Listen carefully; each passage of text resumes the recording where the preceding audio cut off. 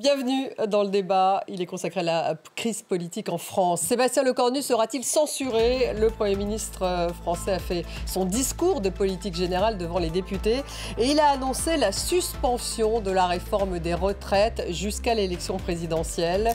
Sébastien Lecornu a aussi confirmé ne pas utiliser l'article 49.3. Le Premier ministre a évoqué une méthode de partage de pouvoir. Le gouvernement proposera, nous débattrons, vous voterez. Les députés écologistes voteront la censure du gouvernement, ont-ils dit, malgré la suspension de la réforme des retraites. Laurent Wauquiez appelle, quant à lui, les députés LR à ne pas la voter, cette censure. La suspension de la réforme des retraites est une victoire, a lancé le chef des socialistes à l'Assemblée, Boris Vallaud.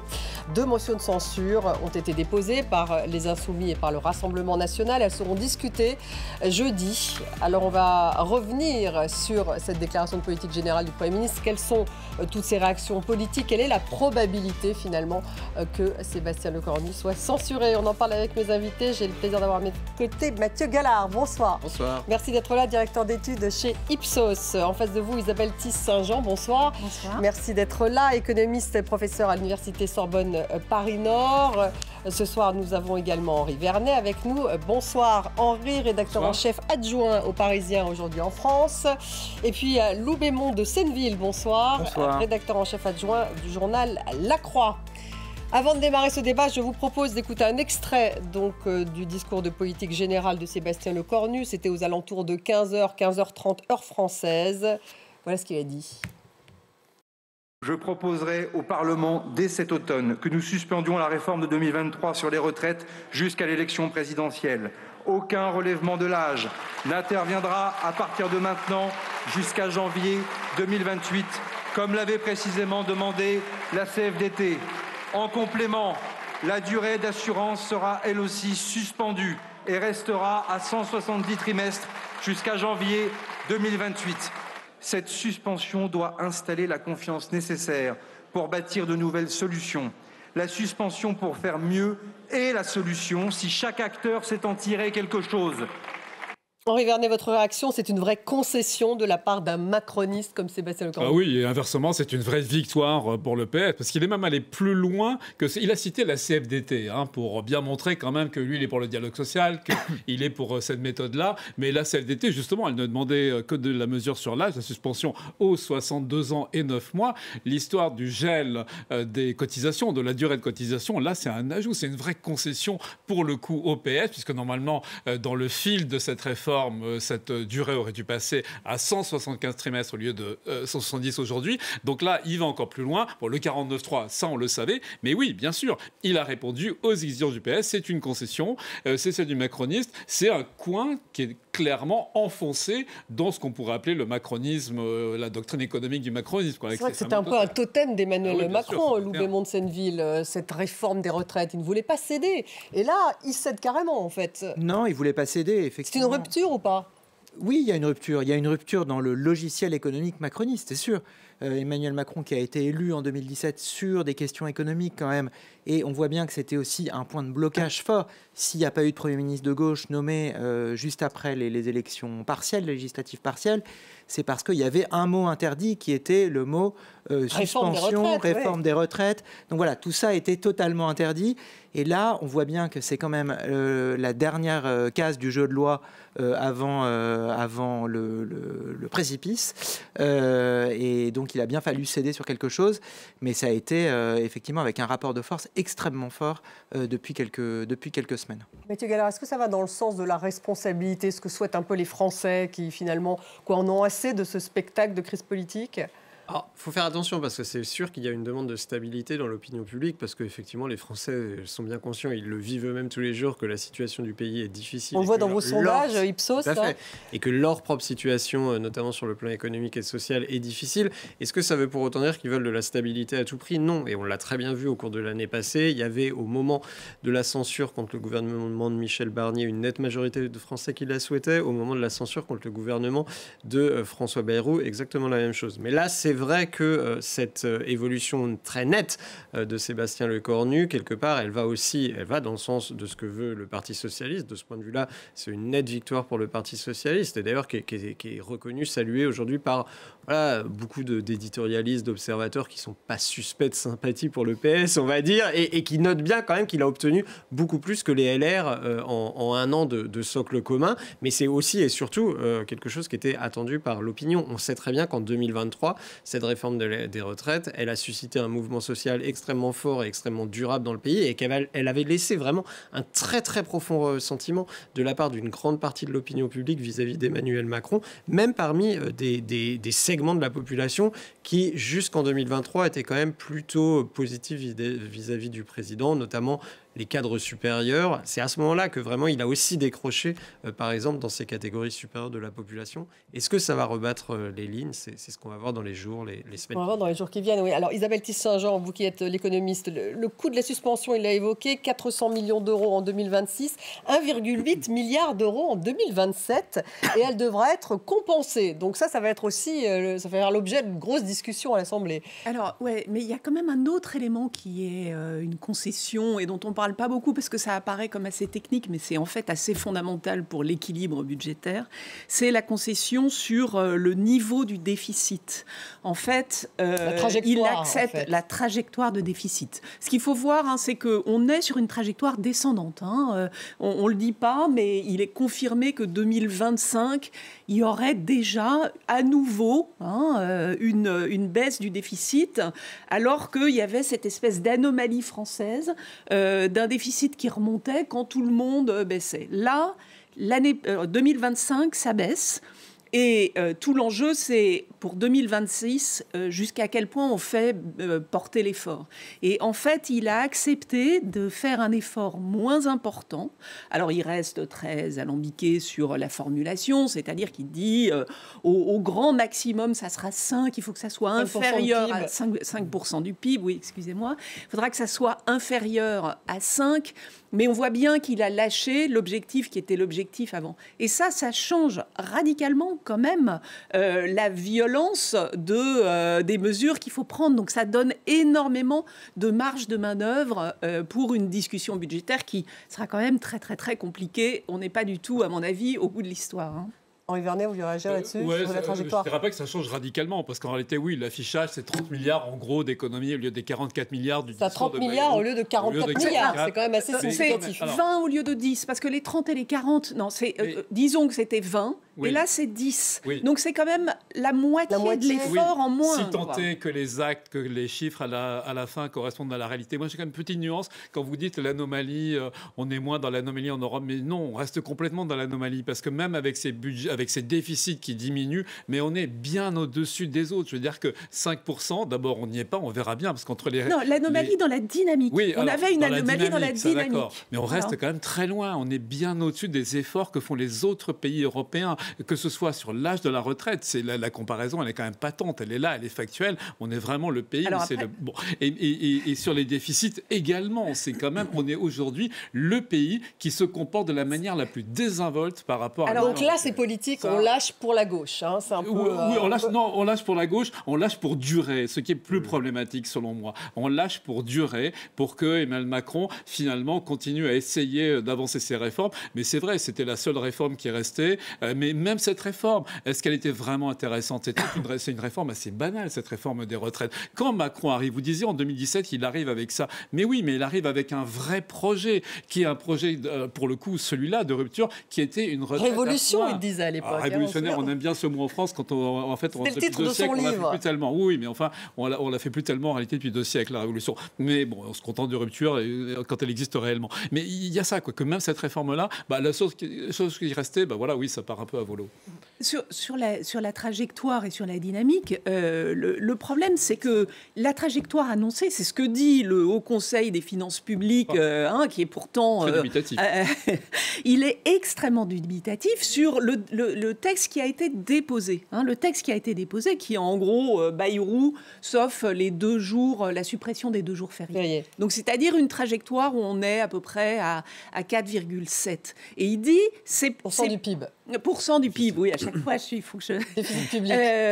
Il dit, en gros, on ne peut pas y arriver. Pourquoi on ne peut pas y arriver? C'est pour ça qu'il ne faut pas aller trop vite et que moi, je plaide pour qu'on n'aille pas trop vite. Parce que si vous allez trop vite, vous cassez la croissance économique. C'est un mécanisme assez simple. Vous cassez la croissance économique. Si vous cassez la croissance économique, vous avez moins de recettes. Si vous avez moins de recettes, eh ben, vous ne comblez pas votre déficit. Alors, c'est ce qu'on dit. Donc, il vaut mieux y aller plus doucement pour y aller plus sûrement. Isabelle Tisse-Saint-Jean, c'est ce qu'ils disent à gauche en tout cas, hein, le Parti socialiste. Et on va écouter Boris Vallaud, hein, donc leur leader à l'Assemblée nationale, qui a pris la parole. Il était le dernier d'ailleurs quasiment à prendre la parole à l'Assemblée nationale en réaction à ce discours de politique générale de Sébastien Lecornu. On l'écoute. Dans ce moment grave, les députés socialistes et apparentés assument de ne pas vouloir livrer son combat ici dans l'hémicycle, la République à ses ennemis mortels. Assume de croire encore que le débat parlementaire entre forces républicaines est possible et peut changer la vie. Nous voulions la garantie d'un débat loyal et ouvert. Vous nous en faites la promesse. Nous serons vigilants à ce que vos mots se traduisent en actes. Souvenez-vous-en, Monsieur le Premier ministre, nous sommes capables de faire des compromis, nous en avons fait la démonstration. Nous sommes capables de renforcer un gouvernement, nous l'avons fait par 2 fois. Nous n'avons qu'une boussole, l'intérêt du pays, l'intérêt des Français. Loubet Mont-de-Senneville, il est quand même un peu dur, Boris Vallaud, là, parce qu'on lui donne le 49.3, on lui donne une trajectoire, et puis une suspension de la réforme des retraites, et finalement, il ne dit pas clairement, on ne va pas censurer. Même si on peut lire entre les lignes. Boris Vallaud, il est dans le rapport de force, c'est-à-dire qu'effectivement, il a remporté une vraie première victoire. Et on a bien vu comment dans le pays, la question de la taxation des plus riches s'est imposée de manière assez impressionnante d'ailleurs au mois de septembre. Et là, c'est vrai que d'obtenir la suspension de la réforme des retraites, on nous aurait dit ça au même moment l'année dernière. On était dans l'organisation du conclave. On espérait que ça allait réussir, mais on n'était pas du tout sur cette hypothèse-là. Donc oui, il a remporté une vraie victoire. Après, il a dit d'ailleurs que c'est une vraie victoire. Après, il y a des élections qui vont arriver. Il construit un rapport de force. Il a aussi des députés dans son groupe qui sont pas, enfin qu'il a fallu aussi convaincre de ne pas voter la censure. Oh, qu'ils la voteront à la fin. Ils la voteront peut-être, ou qu'ils la voteront à la fin. Parce que si on fait les maths, hein, pardonnez-moi, il y a 69 députés PS, hein, c'est ça. Il faudrait une vingtaine de voix qui ne votent pas la censure pour que la censure ne passe pas, en gros. Absolument. Donc en tout cas, il est dans un rapport de force. Il va pas lâcher le rapport de force. Il va pas dire on a gagné, on est avec vous. Ça c'est clair. C'est quand même assez étonnant, Mathieu Gallard. Ça vous étonne ou pas? D'abord, est-ce que la probabilité tout de même d'une censure se réduit là? Oui, non, mais comme ça a été dit, c'est assez probable désormais que les socialistes, à qui finalement Sébastien Lecornu a cédé sur 2 points extrêmement importants, ne votent pas une censure, d'ailleurs d'où qu'elle vienne. Les problèmes ne sont pas du tout réglés pour Sébastien Lecornu. À très court terme, la première étape est réglée. Ça veut dire jeudi, parce que jeudi, il va y avoir le dépôt de ces 2 motions de censure, donc de LFI et du RN. A priori, elles ne seront pas votées. Il faut la majorité absolue. Si le PS, justement, les voix du PS reste relativement uni, et bon, il y a de bonnes chances que ça soit le cas, ça tiendra. Mais après, il y aura toute la discussion budgétaire suivante, et là, ça va devenir extrêmement compliqué, parce qu'il va falloir que Sébastien Lecornu arrive à tenir les 2 bouts de l'omelette, c'est-à-dire les socialistes et l'aile droite de la Macronie et les LR ensemble. Ça va être très très compliqué parce que là les socialistes sont satisfaits mais ils ne se sont pas pleinement satisfaits, il n'y a pas eu grand chose de dit, enfin rien de clair en tout cas évidemment sur la taxe Zuckman ou en tout cas sur la fiscalité des plus riches, il n'y a rien. Même s'il a dit qu'il allait tout de même. Voilà, ça va être discuté mais on sent bien que ça va être très difficile de mettre tout ce monde d'accord et on voit bien que du côté de l'aile droite de la Macronie et des LR, on n'est pas très satisfait. On va parler des LR aujourd'hui. Donc voilà, les prochaines étapes elles vont être très très compliquées. Henri Vernet, du côté des socialistes, c'est 69 députés PS. Ils vont voter ou pas la censure? Oui, non, ils ne voteront pas la censure. Non, mais là, clairement, il n'y aura pas de censure jeudi. Enfin, je veux dire, c'est très, très péremptoire de dire les choses comme ça, mais comme vient de le dire mes camarades, non, il n'y en aura pas. Non, parce qu'il faut rappeler que c'est le RN et les Insoumis qui souhaitent. Et les écologistes, les écologistes qui vont voter la censure. Le PS, là, Boris Vallaud ne l'a pas dit dans l'hémicycle, mais plus tard, le PS a bien annoncé que non, ils ne voteront pas la censure, tout en n'écartant pas qu'il y ait comme il y en a toujours, mais il y en a également chez LR, il y a toujours un petit peu des frondeurs, comme on disait du temps François Hollande. Et donc, il y en aura peut-être 5, 6, mais en tout cas, pas la poignée de 20, 25 qu'il faudrait pour menacer le corps nu. Donc non, ça passera. Dans ce que vous disiez sur le fait qu'il est un peu dur et tout, attendez, c'est la moindre des choses. Parce que là, ce qui est vu comme une victoire du PS par le PS, et quelque part, finalement, le camp macroniste a aussi gagné, puisqu'ils ont donc cette durée, et au minimum, la possibilité de faire un budget, de le présenter. Projet de budget, d'ailleurs, maintenant, on le connaît, hein, ce qui va être déposé à l'Assemblée. Il n'y a pas du tout la taxe Zuckman dedans. Bien sûr que le PS, au fil des débats, parce qu'il va y avoir maintenant 2 mois et demi de débat, pourra la réintroduire, mais il n'y aura aucune chance que ce soit adopté, disons, par la majorité. Mais, et pourquoi est-ce qu'il fait ça, Brizolo? Parce que pour lui, c'est une victoire. Pour la gauche, pour le NFP, le front, alors, ce qu'il en reste, en tout cas, pour ce front unique. Parce qu'en fait, les Insoumis, il faut bien expliquer qu'ils vont voter la censure, les écologistes aussi, et pas le Parti socialiste. Alors, voilà. Et pour eux, c'est une défaite, et notamment les socialistes, ils sont évidemment conspués par les LFI, par les Insoumis. Donc il faut quand même qu'ils jouent au moins le côté un peu fanfaron au début, Boris Vallaud, en se moquant un petit peu de ce théâtre qu'on a vu aussi bien dans le camp macroniste que chez LR. Mais donc c'est là, mais c'est maintenant que les débats vont commencer. Mais juste une chose, quand je dis ce qu'il en reste pour l'instant, attention, il y a des élections municipales qui sont dans 6 mois. Et là, il faudra compter quand même sur les camarades, les désistements, sur tout le monde. Et donc, ils n'insultent pas complètement l'avenir non plus, les socialistes. Ils ont besoin, bien évidemment, des autres ailes de la gauche. Isabelle Saint-Jean, donc a priori, ça devrait passer jeudi, mais après, la discussion sur le budget risque d'être très dure. Et là, il pourrait y avoir censure à nouveau. Alors, on explique aux téléspectateurs. Parce que c'est pas mais pas de 49.3. Ça, moi, je ne sais pas. 49.3, ça n'est pas dans mon domaine de compétence. Mais ce qui est sûr, c'est qu'on est au début de la discussion budgétaire et qu'on voit bien quand même qu'il y a des projets qui sont quand même très différents. Alors, le texte a été déposé à l'Assemblée. Là, il est sur le site de l'Assemblée. Et effectivement, donc c'est en gros ce qu'on attendait.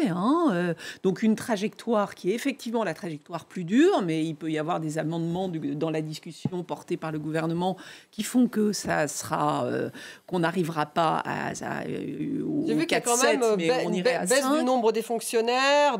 Ils disent aussi qu'ils vont demander des efforts aux plus aisés. Voilà. Oui, alors il y a effectivement dans le projet de loi un certain nombre de mesures, soit reconduites, soit nouvelles, sur la taxation des plus riches ou des très grandes entreprises. Sur la taxation des plus riches, donc il y a effectivement un projet de loi, alors je ne me souviens plus du nom du numéro de l'article, mais non, sur les holdings, donc il y a quelque chose sur les holdings, donc c'est-à-dire, c'est pas la taxe Zuckman, mais ça essaye quand même de traiter le point qui a été soulevé par Zuckman et que plus personne ne conteste, qu'il y ait une déformation de la répartition, alors pas des revenus, c'est ça le problème, mais de la richesse patrimoniale, et qui fait que l'instrument fiscal, en fait, est plus adapté.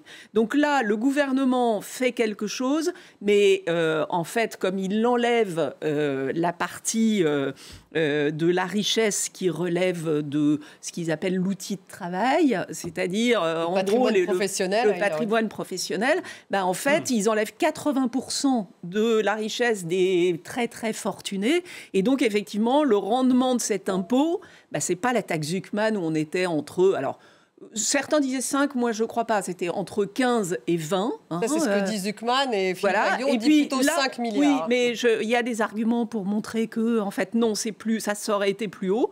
Et puis là, on arrive sur une fiscalité qui sera à hauteur de 1,5 milliard.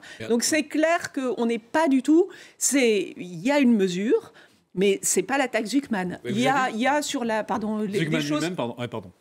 Il y a aussi des choses sur la fiscalité donc des hauts revenus, une mesure exceptionnelle qui est maintenue. Il y a la mesure de encadrer l'optimisation fiscale, ça aussi. Ça c'est sur les holdings. Et puis il y a une troisième mesure sur les multinationales où là ils la maintiennent, ce qui n'était pas du tout évident, mais ils la réduisent de moitié. Donc bon, ça fera moins de rentrée fiscale, mais c'est quand même maintenu. Il y a des...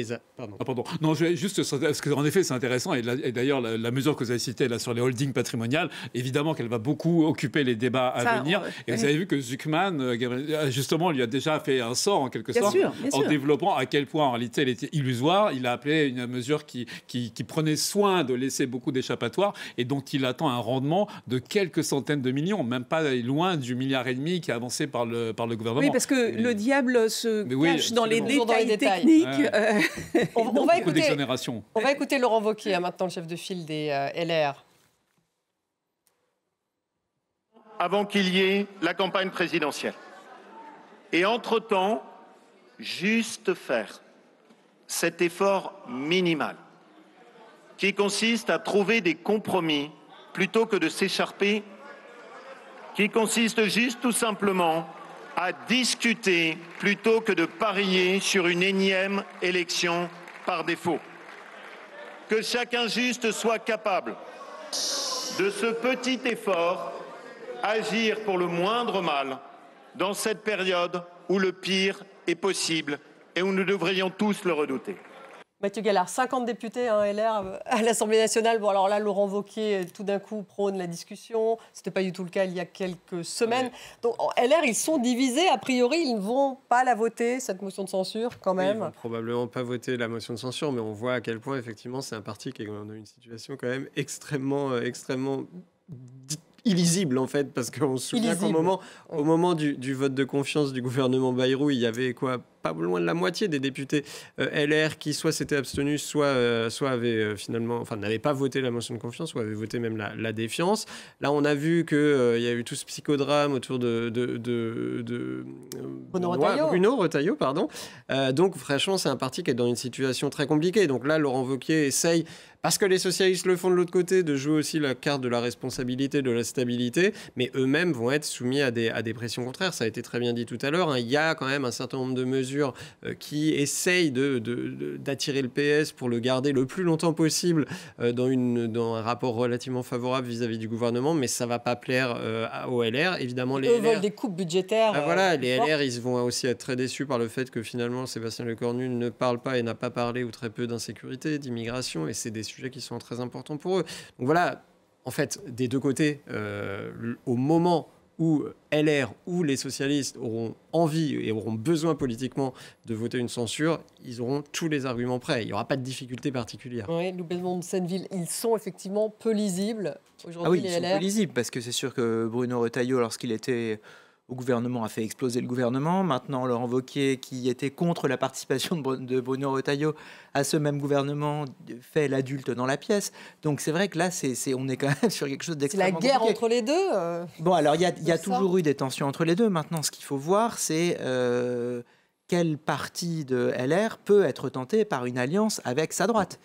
C'est quand même avec le Rassemblement national. Avec le Rassemblement national, avec Éric Ciotti, c'est quand même des choses qui commencent à bruisser, qui ont commencé clairement à bruisser la semaine dernière. Ce soir, Éric Ciotti a proposé à Bruno Retailleau publiquement un renversement d'alliance à droite pour effacer le macronisme, ce sont ses termes. Donc voilà, il y a forcément quelque chose qui va se passer. C'est-à-dire que ce parti, qui est effectivement illisible, va être soumis à de fortes tensions. Je ne dis pas qu'il va exploser ou qu'il va y avoir une alliance à droite, mais en tout cas, la discussion existe. Elle n'existait pas il y a 6 mois et elle existe aujourd'hui. Pourquoi ça a évolué comme ça, Henri Vernet, au sein des LR ? Pour plusieurs raisons. Enfin, Bruno Retailleau, il y a un rôle. D'ailleurs, Laurent Wauquiez, dès le début de son intervention, lui a mis un tacle assez sévère quand il a dit « Nous ne serons pas, nous, de ceux qui feront tomber un Premier ministre ». Or, qui a fait tomber un Premier ministre il y a 8 jours ? C'était Bruno Retailleau. Donc là, en effet, parce qu'il y a toujours, en effet, ces différences de stratégie. En fait, ça, depuis toujours, enfin, pas depuis toujours, depuis quelques années, depuis la nouvelle configuration politique en 3 blocs, c'est vrai que LR est tiraillé entre le risque d'absorption dans le macronisme ou le risque de captation par le RN. Et donc, forcément, les hommes et les lignes divergent là-dessus. Moi, j'ai l'impression quand même, ce que vous disiez est très juste, qu'ils sont à front renversé aujourd'hui, Retailleau et Wauquiez. Mais est-ce qu'il n'y a pas quand même une espèce de mise sur la touche dans tous ces épisodes de Bruno Retailleau ? Est-ce qu'il a quand même pas très bien joué ? Il aurait perdu au final avec son coup d'éclat.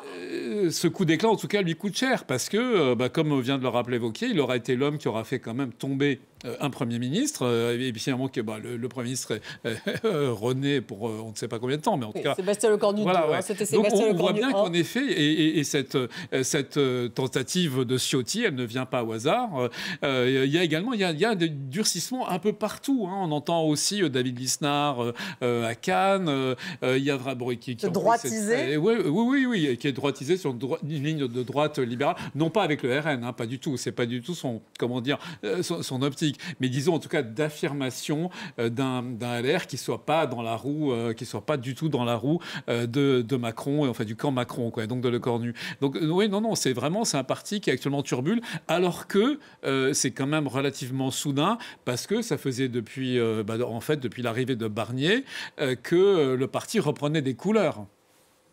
Ouais, c'est exactement ce à quoi je voulais venir. C'est quand même un parti qui, depuis quelques mois, en tout cas que Bruno Retailleau est entré au gouvernement, s'est pris à nouveau à rêver à rejouer un rôle central dans la vie politique. Et pourquoi pas arriver à la présidentielle de 2027 ? C'est pour ça que moi, je suis extrêmement sceptique sur toute capacité du parti à nouer des alliances électorales très concrètes, que ce soit avec les macronistes ou avec le RN, tout simplement parce que si vous faites ça avant des présidentielles, bon, voilà, vos chances se réduisent comme peau de chagrin. Donc, à mon avis, d'ici à la présidentielle, on aura des LR qui resteront indépendants, qui tenteront de se chercher un candidat. Et c'est vrai que là, bon, on a un peu le sentiment... On aura un combat des chefs qui va durer. Peut-être plus à nouveau le combat des chefs qu'on a déjà vu, et peut-être un peu plus compliqué pour Bruno Retailleau, mais à mon avis, le parti va quand même rester indépendant. Et c'est un problème d'ailleurs pour Sébastien Lecornu, parce qu'un parti indépendant, ça veut dire un parti qui veut affirmer une ligne particulière, et ça veut dire qu'il va lui poser des problèmes. Sébastien Lecornu qui a évoqué une méthode de partage de pouvoir. On va l'écouter. Ce que je vous propose, c'est de trouver un chemin commun malgré les divergences. Le gouvernement proposera, nous débattrons, vous voterez. Là encore, c'est une rupture. La troisième condition pour réussir cette mission est de redonner du sens à la politique. Isabelle Tisserand, alors bon, ils sont hilars autour, mais ils parlent de rupture, mais c'est intéressant tout de même, peut-être que ça n'est pas une rupture, mais de dire le gouvernement proposera, nous débattrons, vous voterez. Ça, c'est un peu la méthode de Lecornu. C'est un peu nouveau quand même de le dire comme ça. Alors, c'est vrai que ces dernières années, le débat budgétaire, il y avait quand même un sentiment qu'il était un peu escamoté par les 49.3 systématiques, quoi. Ce qui pose quand même un vrai problème. C'est-à-dire sans vote. Hein, ouais, parce que c'est des questions extrêmement techniques. Alors, lire un PLF, c'est absolument cauchemardesque. Projet de loi de finances, c'est absolument cauchemardesque. Les déficits, etc. Mais c'est absolument central. C'est vraiment le cœur de toute l'action politique et de tous les moyens de la politique qui se décident dans cette discussion-là. Donc il y a un vrai enjeu démocratique à pouvoir en débattre. Alors, est-ce qu'ils vont réussir à rentrer dans les détails ?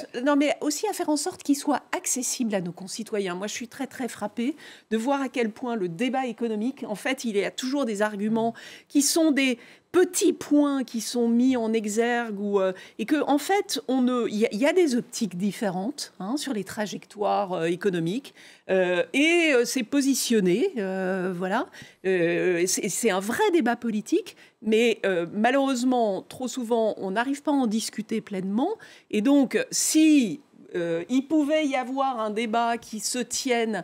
C'est un peu l'occasion ou jamais. Voilà, c'est un peu l'occasion ou jamais. Et que collectivement, on fasse un travail pédagogique de manière à expliquer quels sont les enjeux. Par exemple, le fait, juste si je peux me permettre, par exemple, la suspension de la réforme des retraites. En termes budgétaires, c'est, vous l'avez dit, 300 millions cette année. Sur un budget qui est à peu près de 1600 milliards, 300 millions, c'est même pas l'épaisseur du petit doigt de mon ongle.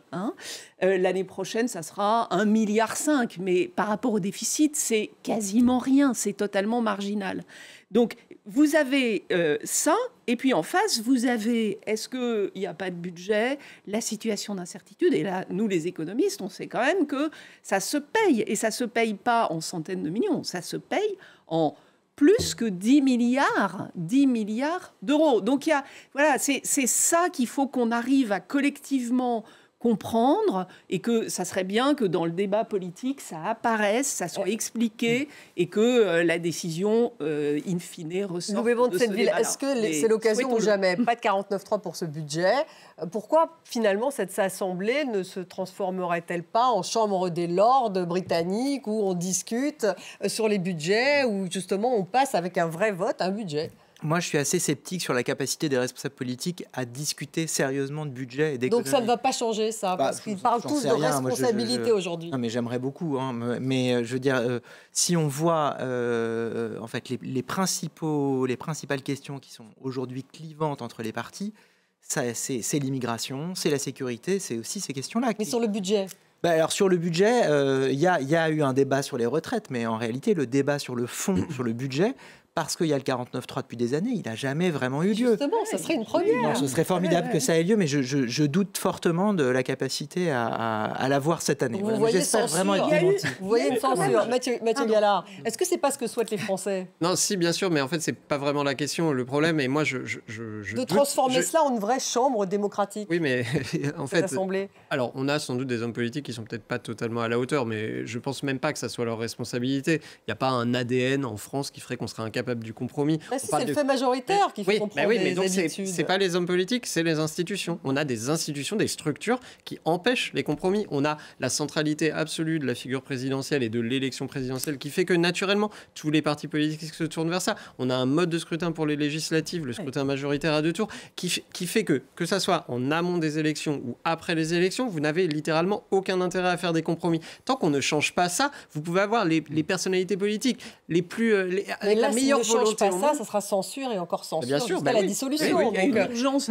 Il y a quand même un changement qui est là.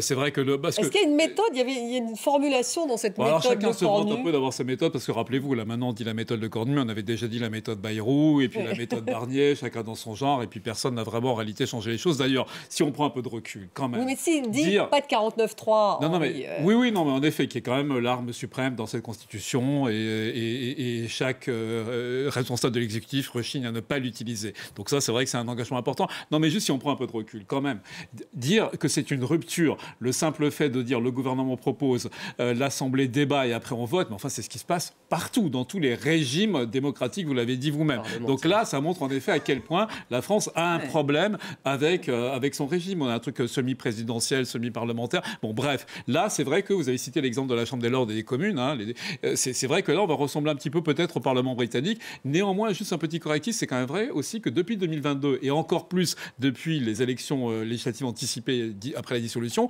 c'est vrai que malgré tout, on a quand même une assemblée qui ressemble un peu à ce qu'aurait donné un vote, un vote à la proportionnelle. Donc malgré tout, il y a quand même une évolution et vraiment, si cette méthode, elle s'impose, eh ben oui, vous avez raison, il y aura du débat parce que autant vous avez parfaitement décrit, c'est-à-dire que le budget, c'est pas juste des chiffres comme vous le disiez, c'est également le cœur d'une politique, mais ce qui veut dire que pour l'opposition, c'est aussi le moment. Enfin, il y a aussi presque une fatalité à s'opposer parce que sinon, si vous débattez et que vous êtes d'accord, bah, ça veut dire que vous rejoignez le camp gouvernemental. Donc là, en effet, on rejoint un petit peu ces rigidités culturelles de notre politique. Donc là, en effet, il y a une occasion. Juste une chose quand même, c'est qu'il serait bon, vous le souligniez, qu'on parle d'autre chose, enfin pas que des retraites. Ce qui est quand même phénoménal, c'est que ça fait des années que notre classe politique est encalminée, et l'opinion aussi un peu de tout le monde, on est encalminé dans cette obsession des retraites. Alors que, attendez, les urgences quand même aujourd'hui, c'est le changement climatique, c'est la lutte contre le changement climatique, c'est tout ce qui... Enfin, il n'en a pas parlé. Mais rien, alors, il a donné des rendez-vous. Pas très content. Alors c'est vrai que c'est un discours de politique générale un peu spécial, d'agorant mission, très rapide, 30 minutes, enfin il avait prévu 30 minutes, mais vous avez vu le style, il était quand même... C'est pas un orateur, hein, le Cornu, c'est pas son truc. Donc là, il a lu ce discours. En fait. Oui, mais il est allé tellement vite qu'il a même dû faire moins que les 30 minutes qu'il avait programmé avec ses conseillers. Mais donc, ce que je veux dire, c'est qu'il y a un débat qui passe beaucoup par le budget, enfin le budget en est l'occasion, mais qui devrait aller bien au-delà. Il n'y a pas que les retraites, quoi. Ce pays, il est quand même vraiment dans une situation beaucoup de questions, de problèmes se posent, qui exigent vraiment des politiques ambitieuses. Et les partenaires européens regardent. Mais bien sûr. Mais des politiques ambitieuses qu'on n'aura pas parce qu'il n'y a aucun accord au sein de l'Assemblée, parce qu'on est à 1 an et demi de la présidentielle. Alors l'autre possibilité, bien sûr, c'est toujours la dissolution. Hein. S'il n'y a pas d'accord sur le budget, le président peut dissoudre. En tout cas, c'est ce que demande le Rassemblement national. On va écouter Sébastien Chenu. S'il n'y a pas de rupture, alors il y aura censure. Cette censure, elle est méritée et elle arrive, quoi qu'il en soit. Elle demande bien sûr du courage, elle demande de la force et de la liberté. Le courage, c'est celui des convictions. La force, c'est celle de résister aux pressions. Hissez-vous à la hauteur de l'événement et demain, censurez-les. Bonjour et au revoir, Monsieur le Premier ministre. Lou Bémont de cette ville. Bonjour, au revoir Premier ministre. Bon, le RN est très clair là-dessus et les Insoumis aussi. Donc ça, c'est un peu quand même la menace. Et Emmanuel Macron l'a dit manifestement. Il a dit au Parti socialiste, attention, si vous censurez, ça sera la dissolution. Donc là, il est beaucoup plus prêt à le faire, le président.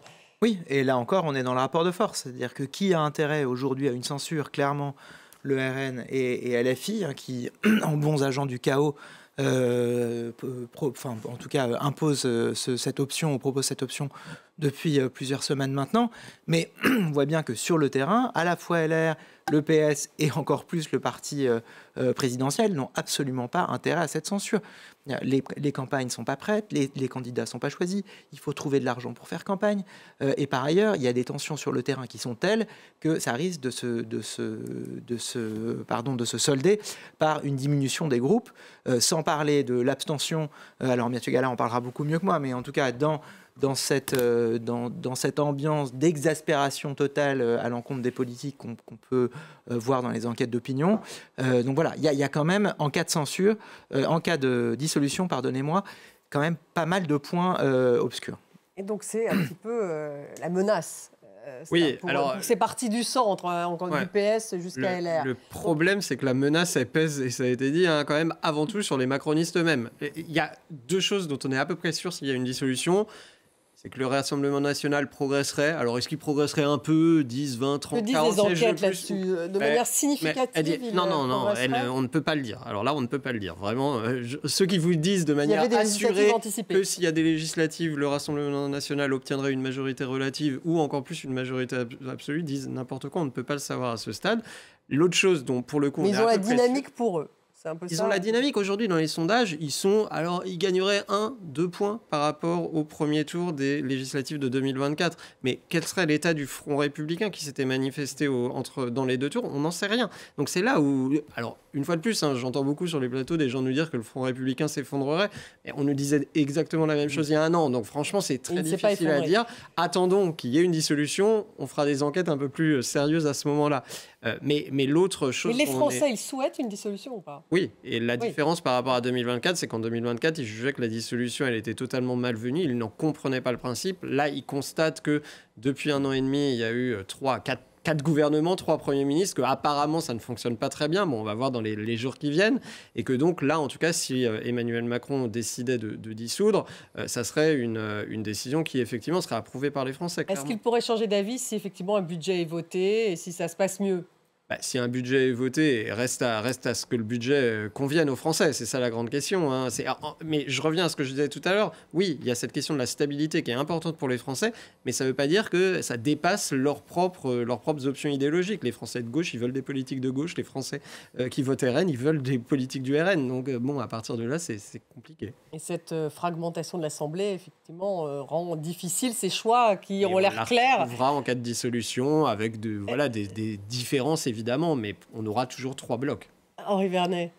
La fragmentation de l'Assemblée. Pardon ? Sur la dissolution, qui a intérêt finalement à cette dissolution en dehors du RN et de la France Insoumise? C'est surtout le RN. La France Insoumise, elle est même pas. Enfin, là, je parle sous votre contrôle. Elle est même pas sûre vraiment d'avoir un gain en termes de sièges et d'électeurs vraiment important. Mais elle s'en fiche à la limite parce que pourquoi elle veut censurer absolument? Mais parce que la France Insoumise veut le désordre pour passer à la présidentielle. C'est ça. Et le RN veut une dissolution pour avoir des législatives et vraiment asseoir son pouvoir en espérant en effet avoir une majorité relative, mais dont vous disiez à juste titre que rien n'est assuré pour l'instant, tandis que le LFI est vraiment dans une stratégie différente. Elle est dans la stratégie de Mélenchon, c'est-à-dire que Jean-Luc Mélenchon, il est un peu dans une course contre la montre par rapport à ça, par rapport à la présidentielle, donc il la veut le plus tôt possible. Bon, il a trouvé quand même sur ce thème-là des alliés assez inattendus, comme Édouard Philippe, ancien Premier ministre et ancien macroniste de choc, en tout cas d'apparence. Il a dit qu'il fallait une présidentielle, mais organisée. Oui. Alors, c'est marrant d'ailleurs le terme organisé, parce que quand on pense à LFI, on se dit que c'est pas forcément organisé, voire le contraire.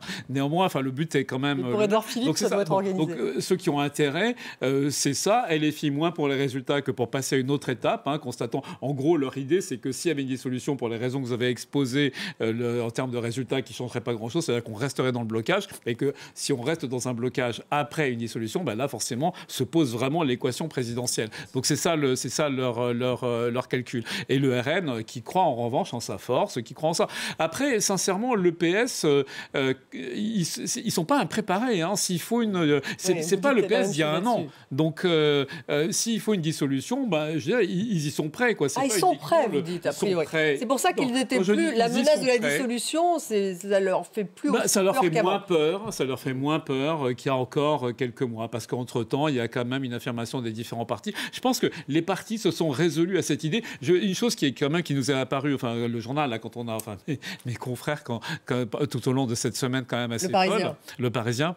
Assez folle. C'est que du côté de l'Élysée, c'est vrai que là maintenant, c'est la dernière chance. Quoi. Le cornu, où ça passe, ce soir, c'est passé. On verra en effet au gré, au fil du débat budgétaire, combien de temps ça va durer, parce que le débat budgétaire sera le juge de paix, sera l'heure de vérité. Mais en tout cas... Ça nous amène quoi à décembre, à peu près? Oui, c'est ça, à la fin de l'automne, début de l'hiver. Non, mais ce que je veux dire, c'est que c'était pour Macron, enfin pour l'Élysée, la dernière cartouche. C'est-à-dire que si ça passait pas là, la solution, si je peux dire, c'était la dissolution. C'est-à-dire qu'il n'était pas question d'une autre solution qui, sur le papier, était possible, la nomination de quelqu'un de gauche, que ce soit vraiment quelqu'un du PS à la Olivier Faure, ou pourquoi pas un Bernard Cazeneuve, un profil un peu comme ça. Ça, non, c'était non. C'est vraiment pour, dans l'esprit de l'exécutif, c'était le cornu. Là, ça passe aujourd'hui. Sinon, en effet, on appuie sur le bouton de la dissolution. Ça aurait été jeudi soir et voilà.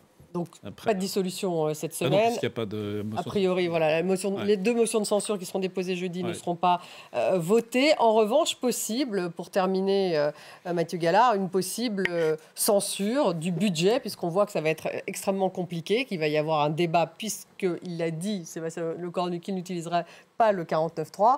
Donc, jusqu'où ira ce débat et si censure, là, pour le coup, dissolution. Et ça peut être mois de décembre. Oui, ça peut. Non, mais ça peut. Donc, ça voudra dire que le président aura gagné quelques mois. Ça peut venir assez rapidement. 2 points sur la dissolution. Déjà, il y a quand même 2 partis. C'est pas sûr qu'ils y perdraient beaucoup non plus. C'est les LR, parce que les LR, leurs députés, ils sont très bien implantés. Ils s'en sont très bien sortis en 2022-2024. Donc, c'est pas sûr qu'ils y perdent. 50 à peu près. Et les socialistes, au final, dans les sondages, ils arrivent en 2e. Et avec notre mode de scrutin, pourraient gagner des voix. C'est possible qu'ils gagnent même des sièges. Et puis, 2e point, quand même, la dissolution, ça a un énorme avantage pour Emmanuel Macron, c'est que ça gèle justement les appels à la démission. Si vous avez une dissolution et à nouveau une assemblée éclatée, de toute façon, que Emmanuel Macron soit là ou que ça soit un autre président, il se retrouve avec une assemblée éclatée. Et je peux vous dire que ça soit Marine Le Pen, que ça soit Édouard Philippe, ils n'ont pas envie d'arriver à l'Élysée avec une assemblée qu'ils ne peuvent pas dissoudre pendant plusieurs mois. Donc, quelque part, ça a aussi cet avantage pour Emmanuel Macron. Mais pourtant, on a l'impression qu'Emmanuel Macron ne veut pas dissoudre. Emmanuel Macron, il essaye de gagner le... Il veut surtout pas démissionner. Il veut surtout pas démissionner. Surtout pas démissionner, mais dissoudre, pas vraiment ce qu'il souhaitait. Sinon, on l'aurait déjà fait, non? C'est vrai que s'il engage une dissolution, comme on ne peut pas dissoudre pendant un an, c'est-à-dire que tout le monde n'a pas effectivement ça en tête, mais on ne peut plus redissoudre pendant un an. C'est-à-dire que si par exemple, il y avait une présidentielle anticipée 3 mois après une dissolution, ça voudrait dire qu'il y aurait un président élu pendant 8 mois avec une assemblée qui ne contrôle pas. Et alors là, plus personne n'aurait intérêt à une démission d'Emmanuel Macron. Donc du coup, l'idée, c'est vraiment de la faire le plus tard possible si on y arrive. Bon, pour terminer justement sur cette idée d'une assemblée plus démocratique, mais on me dit que c'est terminé. Juste un dernier mot là-dessus. Est-ce qu'on est obligé de changer de régime ou simplement il faudrait qu'il y ait un changement d'état d'esprit, qu'on fasse plus comme nos voisins? Je pense que les institutions sont quand même extrêmement importantes et qu'on est passé en 1958 d'un régime parlementaire avec des compromis, du consensus, à un régime beaucoup plus vertical. Et donc, c'est les institutions qui comptent avant plus que les hommes. Merci beaucoup Mathieu Gallard-Henri-Verne et Isabelle Tisse-Saint-Jean. Merci Lou Bémond de Senneville. Merci à vous tous de nous avoir suivis. Vous retrouvez l'émission sur YouTube et sur les réseaux sociaux. À demain.